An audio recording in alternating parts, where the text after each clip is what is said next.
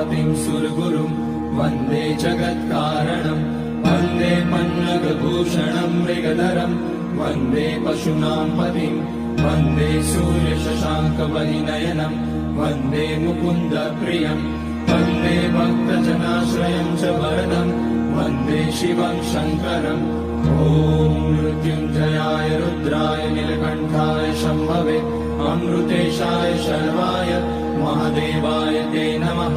नमस्तेऽस्तु भगवन् विश्वेश्वराय महादेवाय त्र्यम्बकाय त्रिपुरान्तकाय त्रिकाग्निकालाय कालाग्निरुद्राय नीलकण्ठाय मृत्युञ्जयाय सर्वेश्वराय सदाशिवाय श्रीमान् महादेवाय नमः।